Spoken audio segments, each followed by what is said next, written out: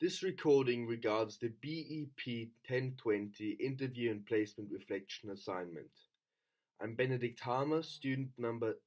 6800546619, and my placement was in Tidal Revival, which is a charity which focuses on reducing plastic waste, especially through coordinating beach cleanups and also offering rewards for both businesses who seek to reduce their plastic waste and people cleaning up the actual plastic. I have two main roles at Tidal Revival. The first one being student coordinator. Tidal Revival currently employs 10 student volunteers just like me, of which I've recruited most of them and coordinated them in a way or another during their time there, if that is from arranging meetings with the staff or making sure the deadlines are met, making sure they're on time, and so on and so forth. My second and much bigger role was to help develop the Tidal Revival's business strategy. As Tidal Revival is a very new startup, there was still some uncertainty about how we're going to present ourselves and how we're going to sell ourselves to potential investors. My tasks specifically included rewriting and proofreading the 126-page business plan, as well as a pitch which was said to secure us a very large grant from a foundation which focuses on helping new third sector organizations who have a high chance of success, but also obviously a good message and a very good cause at their core, to get out of the starting blocks and develop further. I also tried to help wherever else I could, anywhere from giving advice on presentations to how we could present ourselves better, to what is more likely to be, what investors are more likely to want to see from us, and get a better feel of what we need to focus on more, what you need to focus on less, which are all extremely important things for a third sector organization which relies on outside funding and securing businesses to come and support us and provide us with the necessary means to continue our work. One time I managed to utilize and show my strengths as a communicator was when I first approached Rob and Jonathan, the guys from Tidal Revival, and after speaking to them I found out that they're more than happy to employ even more students if more are willing to give up their time, and I actually went out and recruited 9 more students, which was very good for the organization as a whole, because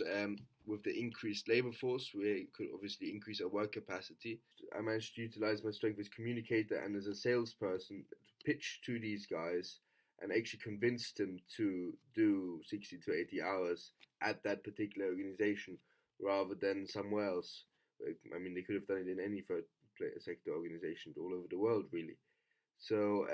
that really helped us as an organization, but also me as I tried to and approached more and more people. I got more experience in selling that placement, how to pitch it properly, and what areas to focus on and which areas to let them explore themselves a bit more and put them into contact with other people and get them interested in a subject. The time I managed to display my ability to work independently the best was probably when I was assigned to proofread and redo parts of the 126-page business plan which we had. That was during just before the Easter holidays, during a very stressful time, as I had 10 days to complete it, as well as 2 other assignments for the university. And I managed to do it in time. And according to Jonathan, the guy I worked with, it was very good, and the best he got 2 other already experienced people from the actual business world to proofread it as well, and he said that our comments were at least of equal standards, and mine were very helpful especially. So I think that really showed my ability to work on my own, meeting the deadlines, as well as coming out with good work under pressure and with very limited time. As previously mentioned, I think I showed off my communication skills the best when as a role as coordinator of the students. I kind of took this role upon myself because I was the first one to join and also the one who recruited them. So I managed to, I set up the meetings with Rob um, or Jonathan to see when we all had time and booked the collaborative or so on. Um, as well as making sure, when someone wasn't on time, that I also gave them a message that this is not okay, and hurried them up on the day, reminded them, sent them reminders before meetings that they had to attend, so on and so forth. So that actually allowed the placement for all of us to go, for all the 10 of us, to go rather smooth and with not too many upsets, and more or less everyone doing what they're supposed to, and doing it within their deadlines, um, which allowed us to operate rather efficiently, I'd say. Overall, my experience of the third sector has been a very positive one. It is for me. It was for me the first time to work in the third sector, but also the first time to work in a startup, which is in its very infant stages. So I had these two new experiences at the same time. So maybe some of the aspects which I focused positively came from either or both, which are hard to tell. But what I was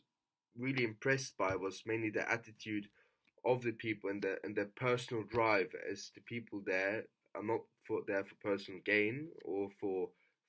money or wages in that sense, but they're there because of their belief and their strive towards a better world. Uh, Another thing I realized was that when I told my friends about it, they thought of it much more highly rather than when I told them, I'm going to go off and do a placement in a bank or so. So the public perception of that placement was much better, but also it was more fulfilling for me because I knew I was working toward a good cause and learning at the same time. So I had the industrial aspect of the experience, whilst I had this positive kind of um, feeling for myself that I was doing something which actually mattered and helps more than just me.